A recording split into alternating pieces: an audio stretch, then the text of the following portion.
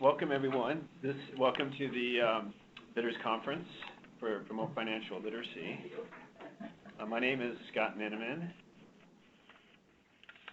and yes, thanks for joining everyone and stuff like that. Why don't we go around and do introductions? And I'll start first. And so, anyways, my name is Scott Miniman. I'm the project manager with the Adult Services Division team in Veteran Senior Human Services Levy, and I am the project manager for this specific strategy.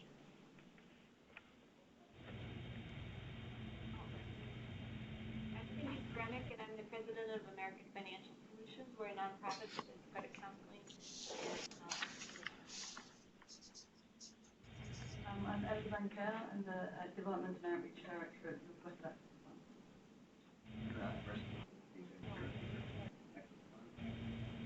I'm with Financial Services Solutions. We're a charitable foundation that provides financial literacy to the underserved for up to 10 years now. Hey everyone, I'm Mike Schwartz. I'm Director of Economic Empowerment at the YWCA. We have an economic resilience initiative. I'm Trish Cropper. I'm the grants manager at Multi-Service Center, and we do financial counseling as part of our economic stability program, education, employment, and housing. Hi, I'm Leslie Horton, and I'm the Director of Employment and Training at Accelerator YMCA.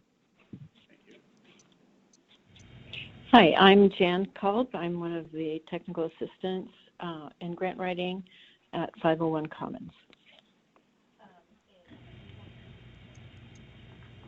This is Becky House. Go ahead.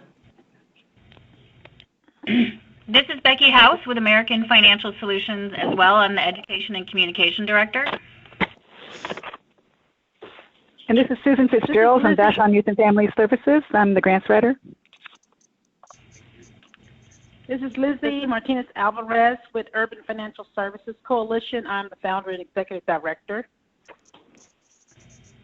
This is Sarah Schills with Financial Beginnings Washington, and I'm the executive director. And this is Donna O'Connor. I'm sorry. This is Donna O'Connor, Financial Capability Program Manager at HopeLink. Hi, I'm Irina Vadanos. I'm with Neighborhood House. This is Hannah with the YWCA. This is Lauren McGowan with United Way. This is Stacey Sage with Open Doors for Multicultural Families. Thank you. And this is Mary Martin. I'm sorry. I'm Mary Martin with LifeWire. Thank you. Oh.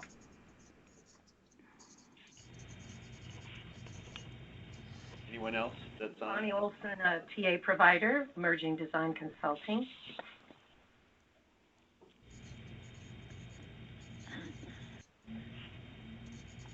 Hello, this is Judy Fost with HopeLink. Thank you. And this is Ginger Kwan from Open Doors for Multicultural Families. Anyone else that has? Any more people? Okay. Well, we have a few in here that's with us. They'll go ahead and introduce themselves, and then after that, if you haven't introduced yourself, just then go ahead after they have stuff. Hi, I'm Alex Weeks with College Brown, representing our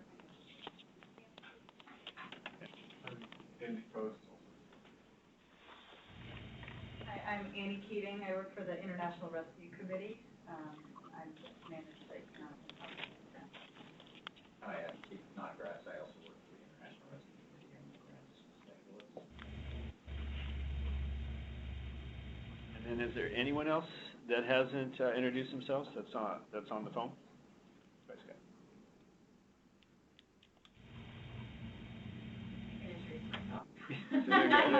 Hi, good morning. I'm Allie Jerkovich. I work with Scott in the Adult Services Division on the Vulnerable Populations team.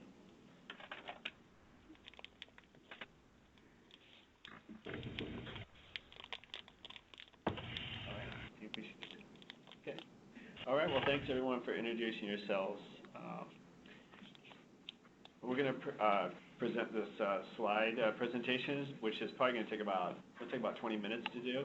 And then I kindly ask that if you have any questions, if you can just kind of hold those questions to after the presentation.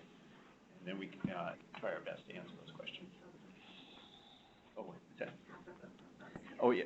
Anyone who's on the phone, can you please mute while during the presentation, so that way we don't get any sounds or static? Thank you. Right. So the slide here, native land acknowledgement. We would like to acknowledge that we are on traditional land with the first people of Seattle, the Duwamish people past and present, and that we honor with gratitude the land itself and the Duwamish tribe. We think that it's important that we acknowledge the land on which we gather is a traditional and unceded territory of First Nations folks.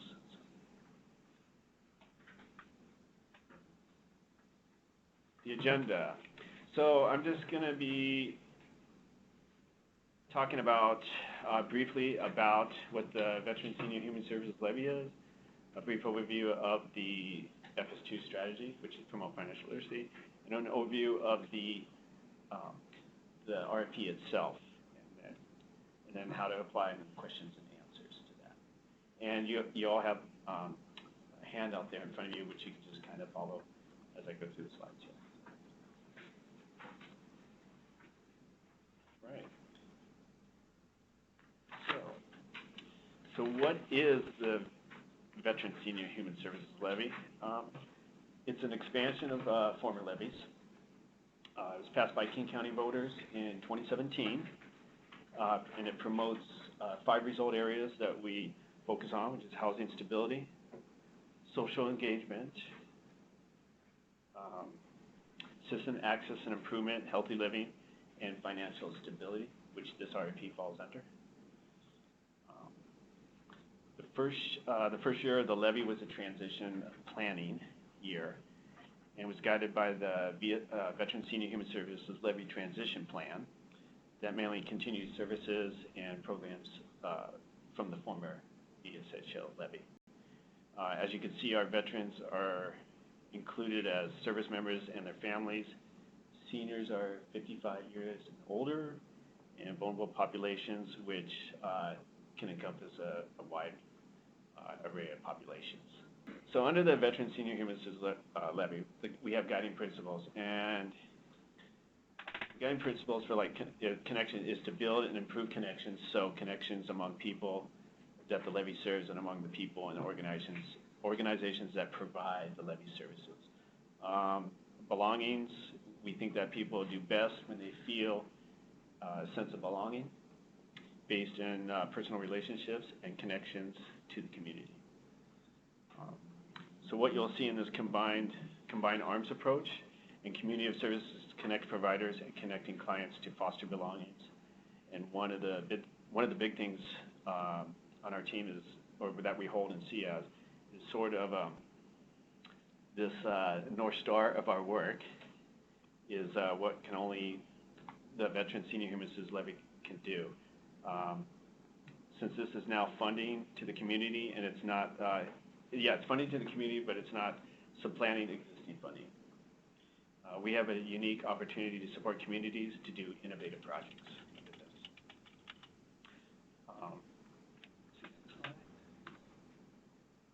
So equity and social justice.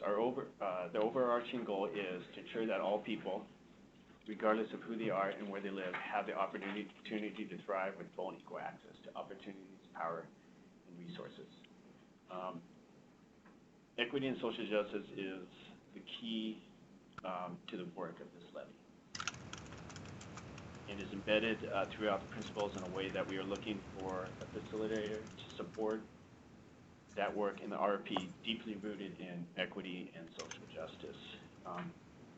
We sought that this levy is to support organizations that are reflected and embedded in the communities they serve in order to recognize and address the disproportionality that exists in our communities.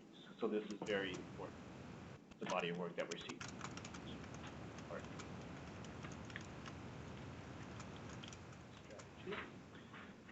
Strategy.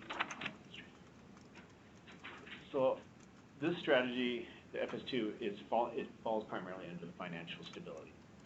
It's going to contribute to a community-level effort to increase the number and ability of seniors and vulnerable populations to avoid financial predation and participate in beneficial financial institutions. So there are three areas where we have the veterans, we have the seniors population, and the vulnerable, but this is just going to be directly supporting seniors and vulnerable populations. It's coming out of that funding portion. So the strategy, just a brief, I highly recommend reading the whole RFP because, like I said, I'm just going to briefly touch over the strategy. But by reading the RFP, you get more of the detail of what we're really asking for in the scope. So under this strategy is the concept. This program will fund an entity or entities to provide training, advice, or other services that improve the ability of seniors and vulnerable populations to successfully use financial services, conduct financial planning, avoid or seek help for financial predation, or increase the ability of historically marginalized or impoverished community to capitalize and build wealth to combat intergenerational poverty. So the rationale behind it is a set of strategies to promote financial stability, which includes some investment in the ability of persons or communities to be savvy consumers of and participants in financial systems.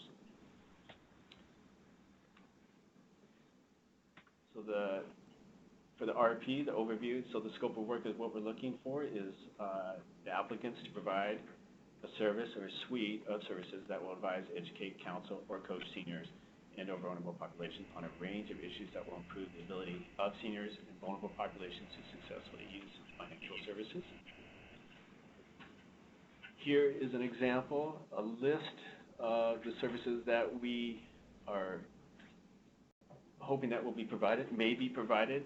We probably know that there are other services out there that we are might not be capturing that can be included. So from this list, we are looking to have the applicants serve debt education and management, household, personal, or goal-based budgeting, establishing long-term financial goals, selecting financial products and services, protection against or assistance in the event of financial predation, or other services that address issues identified as important for financial security by the populations that the provider seeks to serve. The funded entity or the applicant must, we're asking them that we'd like to address the financial issues in a context that is relevant, effective, and meaningful program participants, provide information and services that are culturally and linguistically appropriate and accessible around language barriers, be willing to work with King County DCHS Adult Services Division staff to determine whether the program should prioritize services to clients who are receiving other VSHSL funded services, particularly those with a service component that is focused on short-term financial stability. And then we also are trying to make that clear too is we are asking funded providers. Well, Mariella was the one who sent the email. No, I know, she was in charge of it. So we're also asking like funded providers may be required to work with other financial service providers that are funded by under other levies, such that clients have access to a continuing connection to other financial literacy services. We stress that as being important. The funding. So there is a total of $1.7 million for this. It is the investment period is from January 1st, 2020 to December 31st, 2023. Sorry. And you see the breakdown of each year is where we're having $200,000 coming out of the seniors for the first year and $200,000 from vulnerable populations. So there you see the breakdown of how it's being distributed. And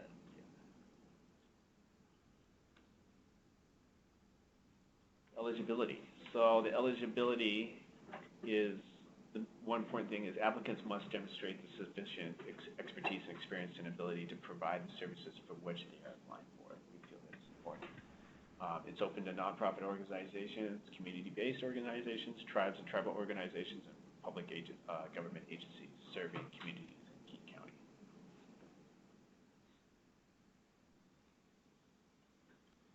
contract requirements, this is the evaluation of basically how we're going to measure when we have contracts in place.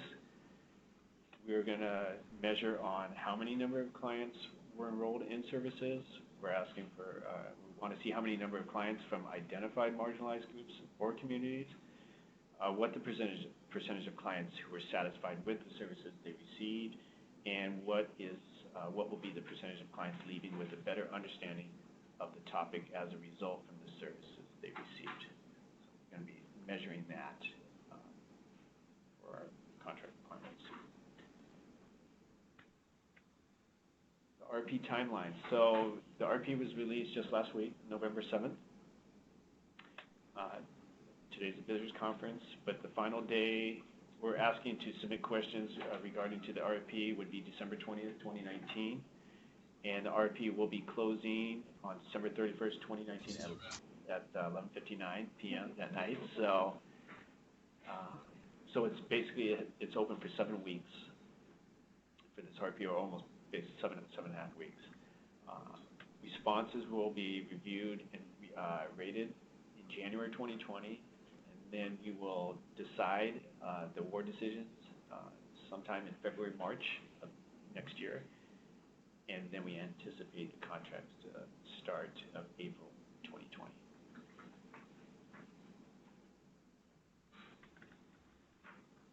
There again, but they're applying proposals 11:59 p.m. December 31st. We make that pretty, stringent. We want to make sure that everybody has time to get this in. Complete the submittals will include responses to the summary questions and narrative questions and the budget. And all that information is on the RFP for the rating criteria that we have, the scoring criteria. There is the rating criteria. So we've broken it down into 5 scoring areas. We have our program description. Then we move into capacity and experience, 25 points there. Our equity and social justice area, budget and fiscal, and then 10 points for the data collection and evaluation. The review panel will be convened sometime later as down the weeks, where we will have a panel for that to rate these applications. Zoom grants. So all of the RFP materials are posted in Zoom grants.